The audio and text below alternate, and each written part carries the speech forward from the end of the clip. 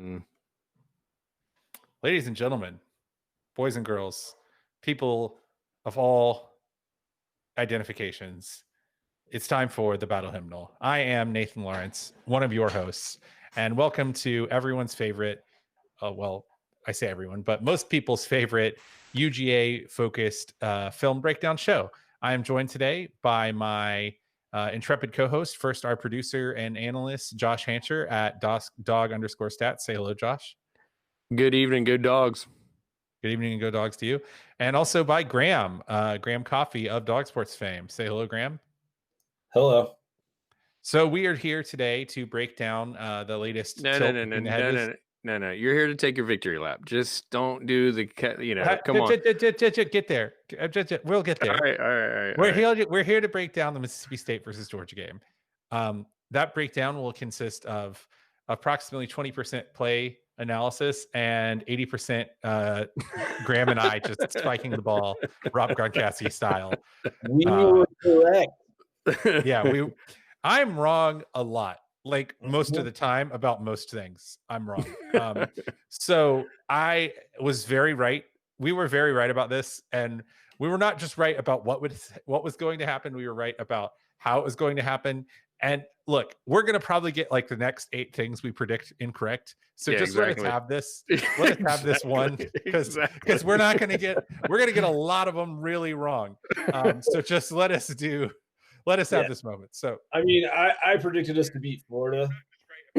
Yeah, you were over your skis on that one a little bit, as we like to say. I mean, I thought we were going to beat South Carolina last year, so you're really not going to get any worse than that.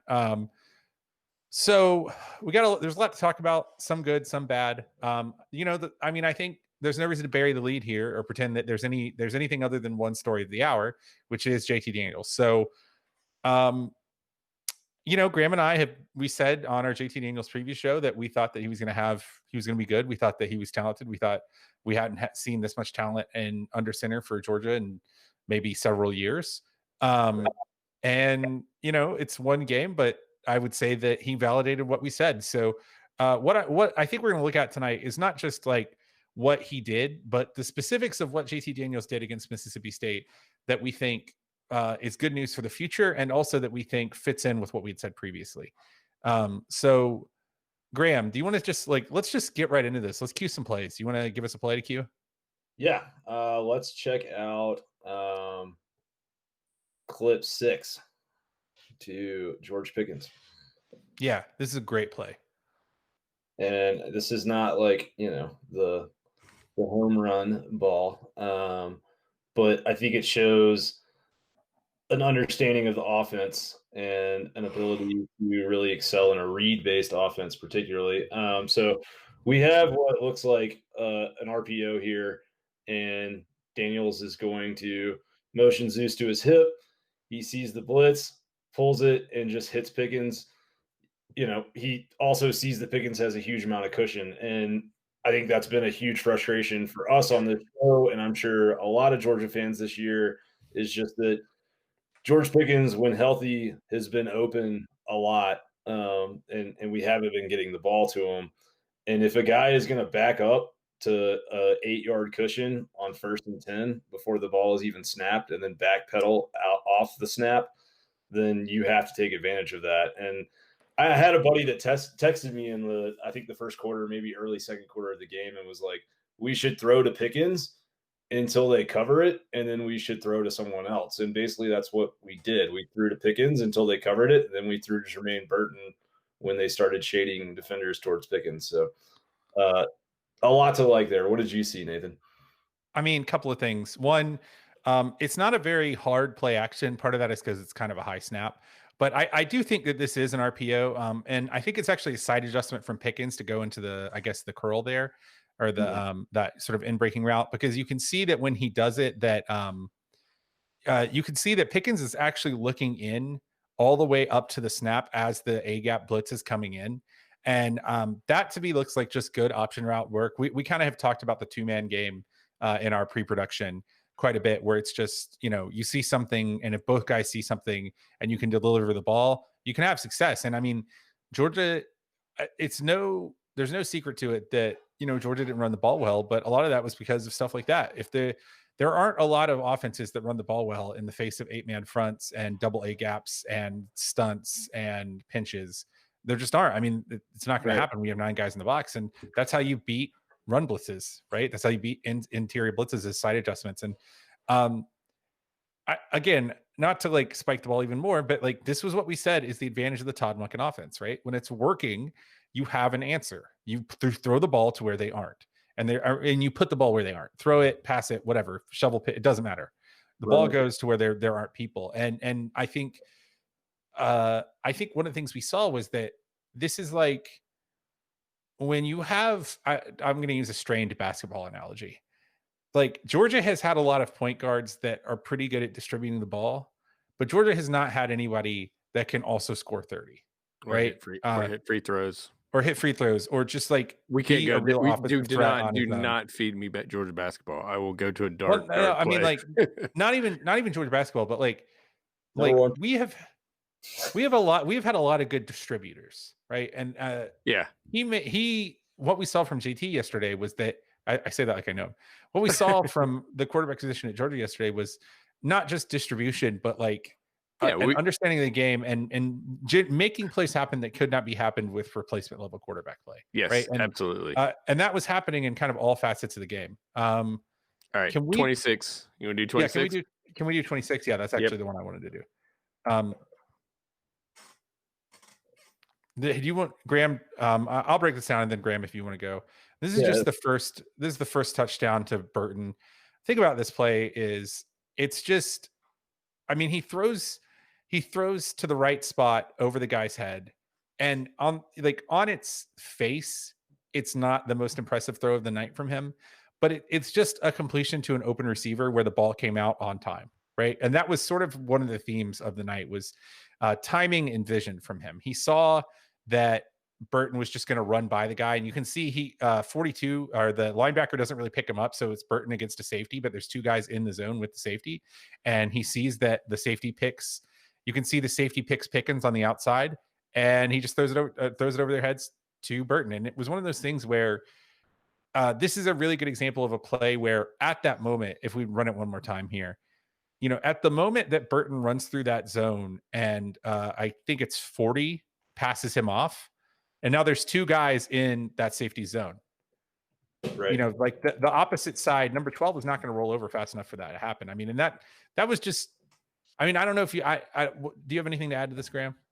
Well, I think we saw it a lot on the night, and we have some other clips that will illustrate it as well, but he does a exceptional job of finding the spaces between safeties and linebackers. And I mean, the way that I saw that play was like the moment that Burton cleared that linebacker and that linebacker had his back turned, like it was go for Daniels. And he kind of shifted out to the left a little bit to create a better throwing lane for that ball. In general, we saw a lot of that though. Like he's not a particularly mobile running threat, but he moves really, really well in the pocket. And especially for a guy coming off a knee surgery, playing his first game in like 14 or 15 months, he has exceptional footwork, and he's always keeping his eyes downfield. And I think on that play, it was just a really good job by him of waiting for Burton to clear that linebacker that was kind of sitting there in that cover 2 zone. And then the other receivers on the route kind of occupied the safeties enough to create that hole in the end zone. But I liked where like he threw that ball kind of up high and let Burton go get it. And it was, I know this is a kind of oxymoronic, but like it was a hard pass, but it was also a touch pass at the same time. Yeah. And I think we see that a lot from him over the course of the game is like there's a really good feel for throwing a catchable, deliverable ball that is in a receiver wants it. Yeah, if you look at the arc, like the variety of launch angles that he did were pretty impressive. What's our next one we have here? 32. Yeah, let's look at 32. Yeah, absolutely. Speaking of launch angles. Yeah. So this is just a quick little catch to Kyrus on third and 6, I believe it was. But what I want you to watch here with Daniels is watch his head at the snap. He comes all the way over from the left. I'm pretty sure whatever receiver was at the top was his primary target on that play, and he works through his progressions really, really quick. And Jackson also does a really good job of just sitting down when he found space. And I thought that was the other really encouraging part about this. Like, we're all going to rave about JT Daniels, and rightfully so. But the fact that, yeah, because he's looking up top at Pickens here, and then he comes over and looks at the slot receiver. Oh, and Yeah, he has a 10-yard cushion. yeah, Safety was playing him off 8 yards. He totally took advantage of this cushion. He found the guy that was going to get it, be the most wide open, right? right. But the other part about it is that, like, he sat and waited, and he also, like, he probably recognized that before the snap, but he had enough eye discipline to keep his head over on the other side of the field and keep that. You can see him over here at the top of the screen. It's kind of hard on this replay, but yeah, he's looking left, turns, bam, and finds him. Just it's awesome. I was watching this game at 100 miles an hour because I was working last night. But this is one of those plays I said, even watching cutting up tape, I was like, that was exciting to see. That play.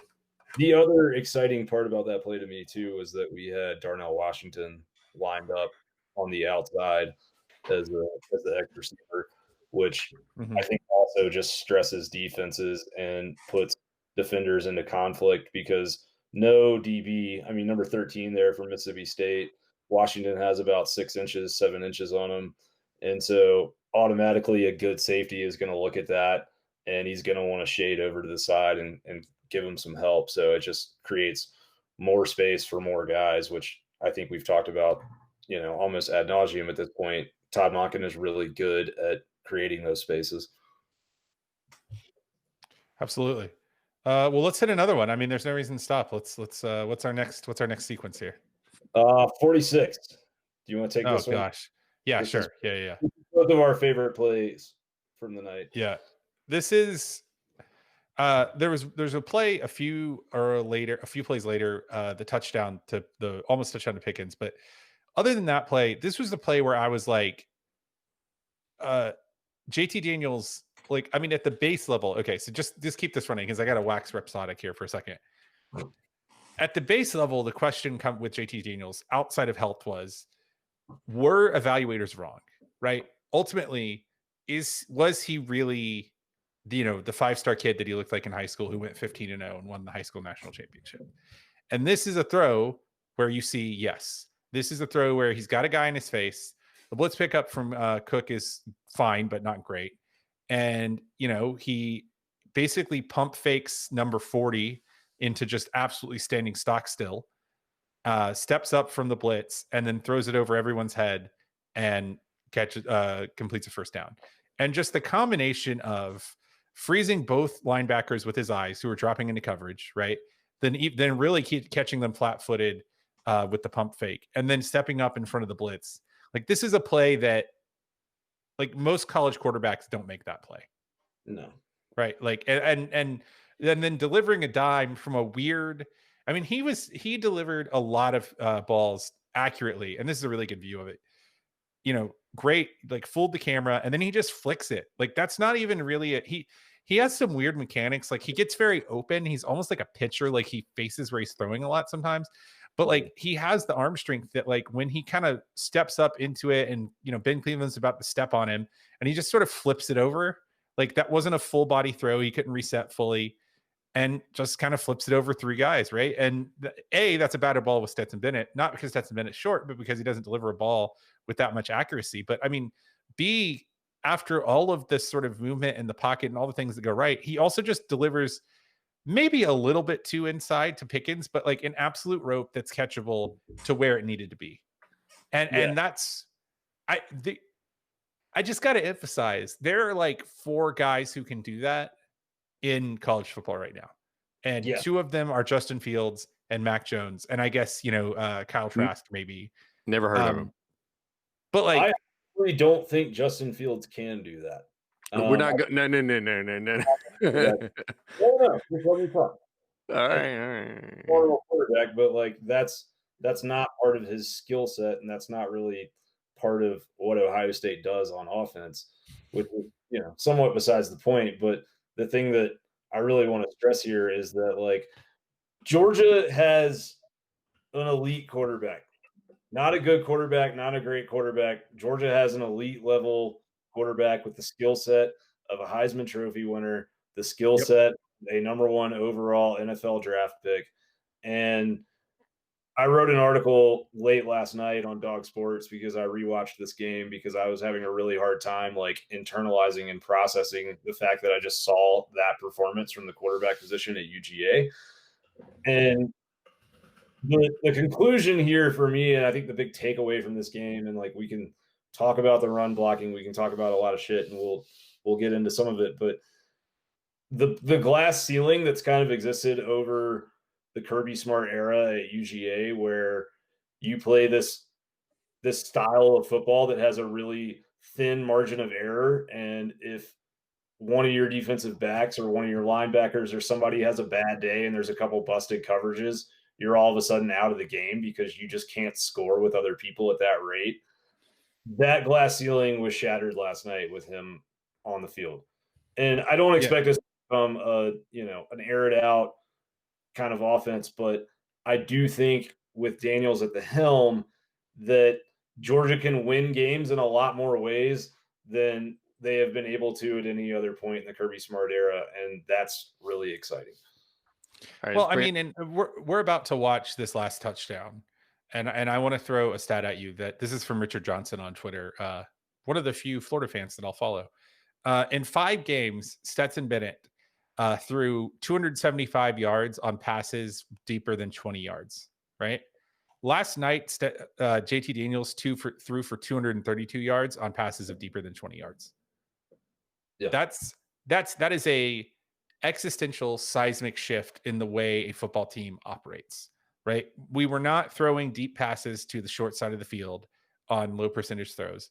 We're about to watch a couple of passes, and we can go ahead and queue up this next one, where we are throwing to the wide side of the field, across a body in traffic, and the ball is more accurate than pretty much anyone we've seen delivered. Yeah, this isn't even a touchdown. Do you want to break this one down? Because it is a work of art as well. Which Graham. I'm sorry. Oh, are We're we on the D-Rob. Yeah, we got it up. It's the D-Rob so one. this honestly, I think, kind of encapsulates a lot of what he brings. And we were talking about this a minute ago with the Burton touchdown pass, but the touch to float that over a defender and in front of a safety like that is just something that Georgia hasn't had. And honestly, Fromm threw those sideline passes really well, and that's the type of ball that Fromm probably completes. But I mean, this release. I mean, he just flicks it, dude. I mean, it's just. I mean, here I'm gonna play it in real time. Watch this. Just. oh, Well, and there were a lot of, and this was one of the throws. I mean, there were a lot of throws where he was throwing with, not totally covered, but not a clean pocket. He's got a guy in his face, and he can't step into the throw, and so he just sort of like throws it with his torso, no problem. Like, I mean, Right. there's absolutely no velocity issues, and he was probably delivering about 60% of what he could velocity wise. Yeah, right? And that's. I'm sorry, I didn't mean to interrupt you. No, go ahead. That was the other thing that we talked about last week on the Battle Hymnal in preparation for his first start, where, I think there has been a lot of questions about his mechanics coming from a lot of different places, and not saying that those questions aren't valid, but the thing that is really fascinating about him, and I think encouraging if you're a Georgia fan, is that he can deliver a catchable pass and a really good pass from a lot of different slots. And by slots, I mean a lot of different arm angles. And again, like 10 years ago, this is the type of thing that scouts looked at, and it was like, oh, he's not a robot that throws it the same way every time. That scares me.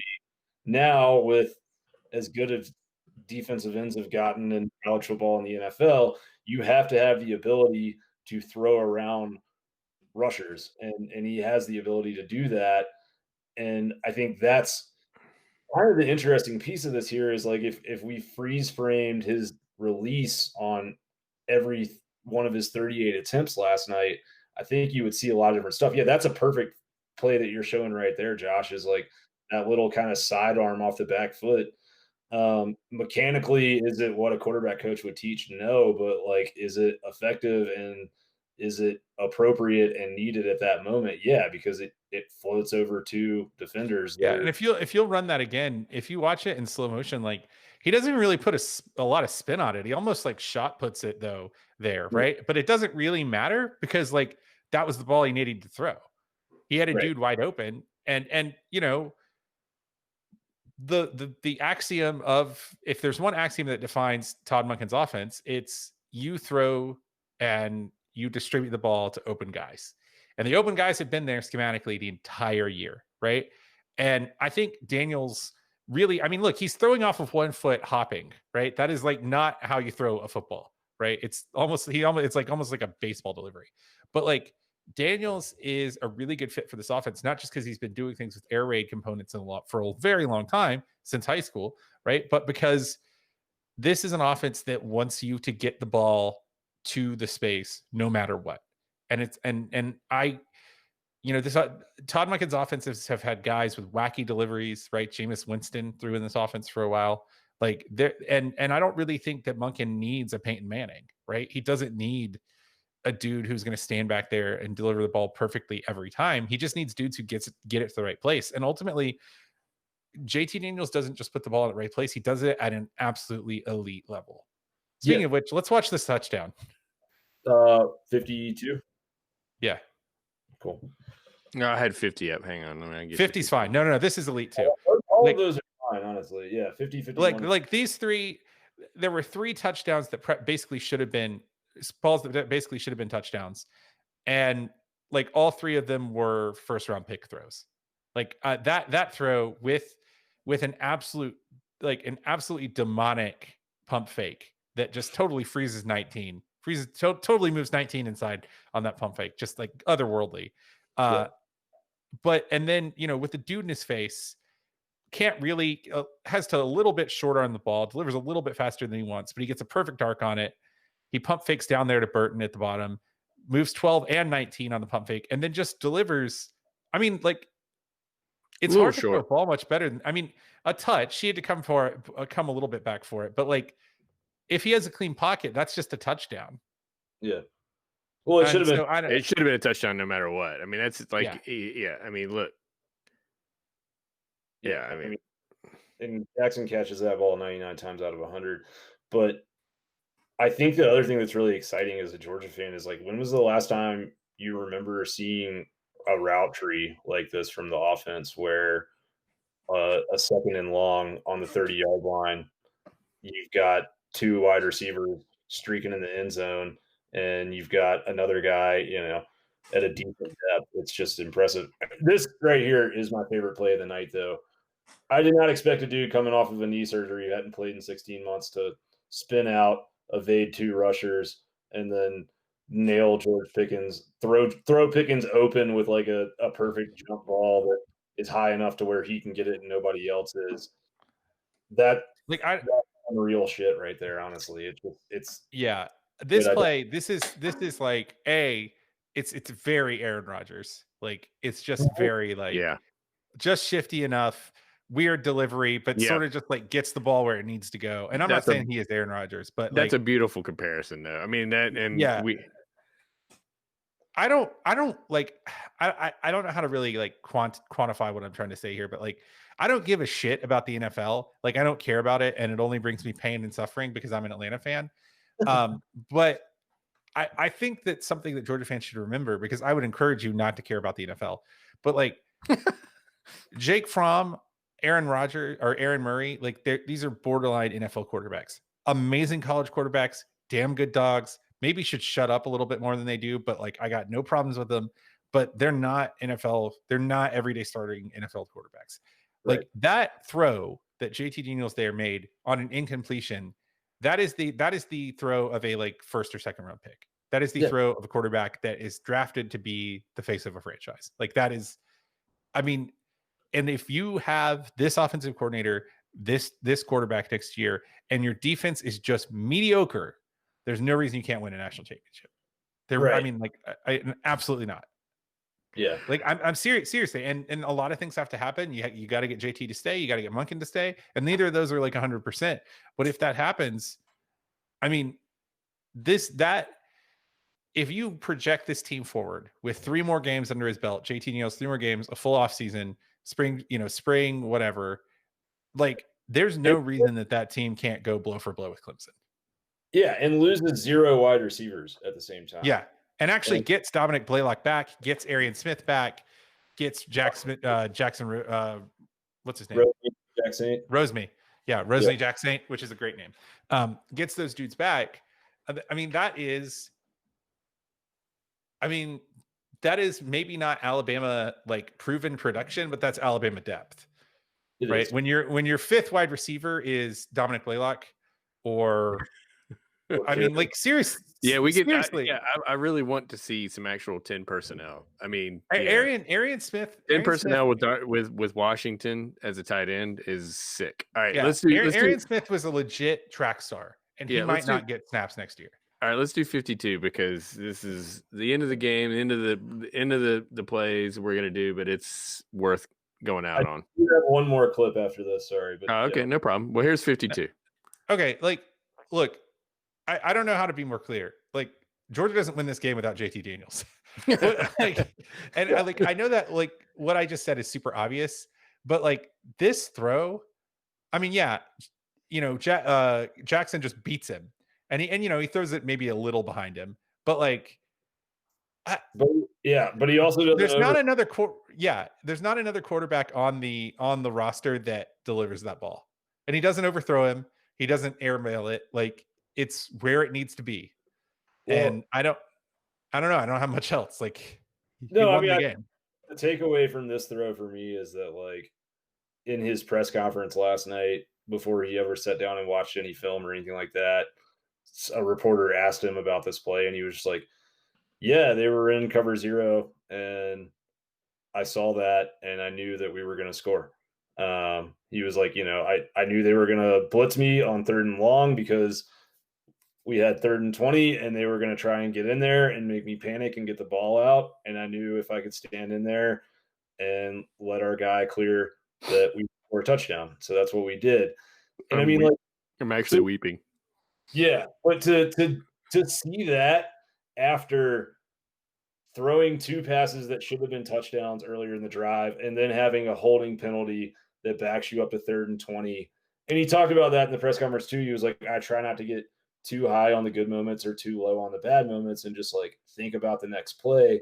That's some alpha dog, like swashbuckling Doc Holliday type shit that he is bringing to this team. It is. It's just like he is a guy that everyone on that team is going to follow. And I will say, like, mechanically, you can kind of see in this shot right here, like he's sort of falling off, like he almost like baseball pitching. Yeah. I don't think that he has bad mechanics. I wonder if, 3 months more without knee trouble, if that maybe he like delivers that a little bit more cleanly and he just walks into it. I think because you could see his hip just really flat, like flashes around, like, and he sort of almost like the whole right side of his body flips forward, which I'm sure is something they're going to address. And it's not like, I mean, that's not like a negative thing or whatever. It's just like, well, I think he's only going to get better, is what I'm saying. I agree. And I mean, I think a lot of that also is when you have a receiver that open. Right. Yeah. You hesitate and you don't want to overthrow him. The last clip I do want to look at, because I think this actually shows some really good mechanics from him, is clip number 21, which is the long pass to Burton down the sideline that set us up on a 2-minute drive at the end of the half. But like, this ball is put into a basket, and if you watch how he drives off the back foot here, like that's perfect. And with dudes around him, like dudes like all around him, really doesn't have a lot of like a lot of room to operate at all. But yeah, really drives off of it. Yeah. So I mean, that I think is like what you want to see on those deep balls, is that drive off the back foot. And it kind of feels like to me, like on that pass, he had to do it because somehow he put that ball in there against a cover 3 look. So, I mean, they had 3 high safeties and he somehow finds a window on the sideline. So it's like you got to have some more zip on that. But I think, well, I mehe throws it into a space the size of like a telephone book, right? Like, right, like, and so I I think he's not going to drive off that knee unless he has to. But it looks like when he has to, he he definitely can can. do it. Yeah. I think too, and we could maybe talk about the defense briefly, but the last thing I do want to point out is not just JT Daniels, but I think the JT Daniels to Jermaine Burton connection is really, to me, it's kind of symbolic of Georgia evolving the offense because, like we said, JT Daniels, his delivery is a little bit weird. He's a little bit of a gunslinger. Like he's way closer to being Patrick Mahomes than he is to being Peyton Manning. I'm not saying he's either of those guys, but if he's way closer to Mahomes than he is on the. I think Aaron Rodgers is spot on, dude. Yeah, I mean he's not a traditional like dude in the pocket delivers a perfect ball quarterback. That's not what he does. But that's not what modern football needs, right? And I think Jermaine Burton is a similar guy, right? He's not 6'5", he's not a burner, right? He just runs to the right place and like wins. He's fast enough to get to the right place. He's strong enough to muscle into, to win 50-50 balls. And he runs really clean routes as a freshman. And like, I don't know if you know this, but like Devonta Smith just broke the record for touchdowns in the SEC doing that. Like Devonta Smith is not a burner. He's not 6'6". And Burton was turning heads early. Like that was one of the first names we heard out of camp, and it was like he impressed immediately. And for a freshman, Pickens had the highlight out of practice come out early, and he lit it up last year and was great. He didn't drop any balls, but Burton was, a lot of different things were being said about Burton in the preseason. I think, it's like he's not Devonta Smith in terms of like he runs super crisp NFL routes. His feel for when to bend and how to find space and just where to go means he gets open, and he doesn't need to be, somebody who runs like a 10 flat on the 100, right? He's fast enough and strong enough to do it. And like, I think that he is a dude who, like Tavares King and Malcolm Mitchell were wide receivers that didn't get as much play in the NFL probably as they should have because the NFL really wasn't ready for that kind of wide receiver. And I think the NFL really is now. And I think Jermaine Burton is like that model of a guy who's going to do really well. Well, yeah. I mean, I think Burton, for his size is quick, but yeah, he's definitely not like a elusive burner type of receiver. But I would argue he probably is. Him or Jackson is the best route runner on the team right now. And I think the thing that's exciting in general is like these guys have spent, a half season, 2/3 of the season in the offense now. These wide receivers have, and the reads that they're making on coverage are night and day compared to where they were in game 1 and game 2 in terms of wide receivers stopping when they're supposed to stop, going when they're supposed to go, and seeing what the quarterback is seeing at the same time. And like the fact that we don't lose anybody out of that wide receiving core, and there's already this chemistry, especially between Pickens, Burton, and Daniels in his first start, is really exciting. And I mean, like, if you told me Georgia's going to lose or Georgia's going to run for 8 yards, I would probably say, well, Georgia's going to lose. But if you also told me Georgia's going to get the ball to George Pickens 8 times and Jermaine Burton 8 times, I might be like, well, they might win then. So it's totally different look. We are getting some tweets. Yeah, dude. Hot Rod just walked off the Packers, I'm told. Yeah, Hot Rod just kicked a game winner. Yeah. Fuck those motherfuckers too. So John Tweets Sports wants us to talk a little bit about the running game last night, and feels like our O-line didn't show up. Do you guys have concerns about the O-line? Mine's going to be anecdotal. I mean, like I said, I watched this game at 100 miles an hour. I was working last night, but is it possible?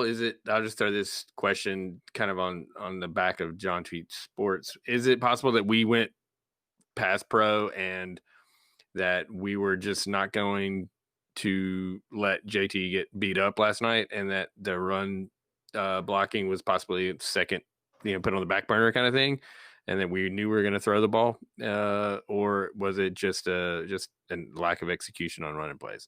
And by the way, I mean, like, here's my thing: he took a lot of sacks last night, and when I do my stats, I take out the sack yards against. I mean, not that we ran the ball great, regardless of sack yards, but I take sack yards and put them on passing plays. So yeah, I mean, I think that's a much more accurate way because that's not a running play. But that aside, I mean, late in the game, when we needed a first down, we didn't score, but we needed first downs. We ran the ball somewhat. We had worn them down. We got some good runs late in the game. And even on that 3rd and 22 after the punt, we got 8 yards and, Camarda pinned him to the 10. So those 8 yards mattered. And, that's, it's real basic football right there. And the last, 3rd and 22 or whatever it was, that's, I hate that anybody that's watched a football game with me knows I hate 3rd and 22 draw plays, but, sometimes that's how you do it. You win the game. But, I'm not worried about the running attack. I'm just not worried about it. I think it's similar to the stuff with the quarterback, right? If you throw a lot of talent at a problem, you can usually fix the problem. I think that running out of 5-man personnel and running a lot of 4 wide, you're not going to run the ball successfully against 8 and 9-man boxes, right? And if you saw the way they were playing tight fronts with tight fits, right? And like what that meant was like at the snap, you had 3 defensive linemen and each of the 3 main running gaps. And then you had 3 linebackers fitting running lanes on just about every snap. And like, if I would say that, if the running game does better, you probably don't throw for 400 yards, right? And I know that sounds stupid, but like you may not win the game if the running game goes better, because what we saw was that like Mississippi State said, you're not going to beat us running the ball. You're going to have to beat one-on-one coverage. And then JT Daniels did it. And I mean, like we can nitpick, and I would. I mean, I think Schaefer had a really bad game. I think he did not look good. I think Sawyer has looked steady, but Schaefer and Cleveland at the guards have not looked very consistent. And I think that next year that's not going to be a problem because they're going to be gone. And I think we got a lot of talent, and with or without Zeus going forward, ultimately, I think the best way in modern college football to have a good running game is to have Trevor Lawrence or JT Daniels or Justin Fields as your quarterback. Because if they're going to play cover 3, you're going to run the ball a lot and successfully. So I'm not, Graham, I can't speak for you, but like personally, I'm not that worried about it. No, we're going to run the ball. I had to jump in. Graham, what do you think about it?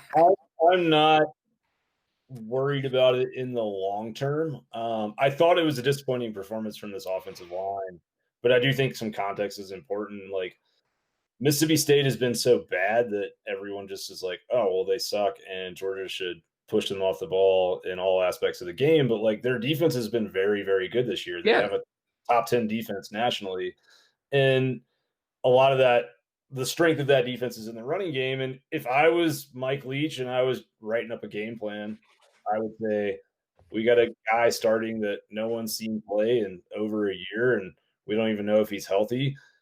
We're going to make him beat us. And that's what they did. And they loaded up 8 and 9-man boxes, but there were some busts in the run blocking that like just should never happen. Like there was a few times where Trey Hill basically had a guy like come across either shoulder of him.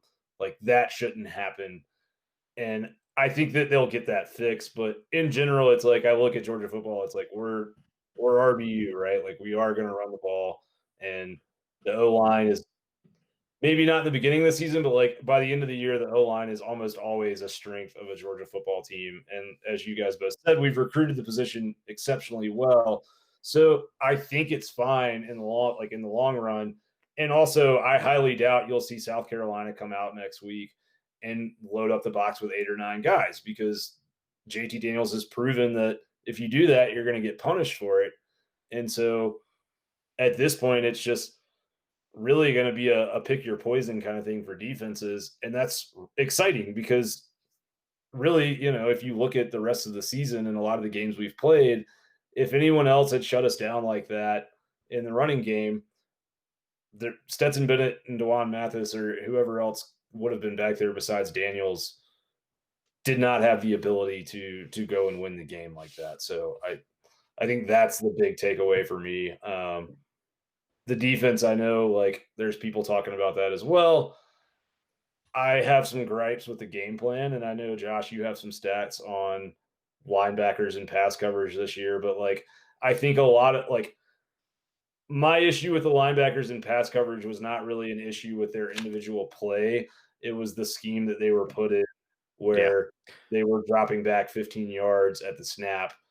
Yeah. But ultimately, like when it came down to it in the fourth quarter and really throughout most of the second half, like Georgia got stops and Georgia did what it needed to do. But we were doing really weird things on the front last night. Like until the fourth quarter, we did not have Ojulari, Carter, and Anderson, and Herring. Like we didn't have our usual front three out there at any point in time until the fourth quarter. And then once we put those guys out there, Anderson they immediately got that closed the game out. All right, let's do it. We're running long, but let's do it. I mean, I got time on my hands finally, so maybe we'll just do some like a real short breakdown on some of the defensive stuff later on this week if you're up for that, Graham. Yeah, totally. Yeah, let's do that. We can do that as part of our South Carolina preview. Yeah, that's a good idea. All right.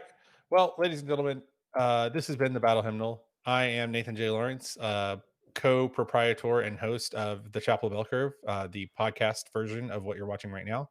You can find what we just talked about if you want it in an auditory fashion for some reason at the Chapel Bell Curve on any podcast platform of your choice. I was joined today by Josh Hancher at dog_scats on Twitter, our stats aficionado and producer extraordinaire, and by Graham Coffey, who at Dog Out West on Twitter and Dog Out West on Dog Sports. He wrote some really good stuff this weekend, and you should go check it out. We will catch you in a few days for our USC preview, and hopefully we will not catch you in Columbia on the Saturday after Thanksgiving because that sounds awful. But until then, go Dogs. Go Dogs. Heisman. Let's not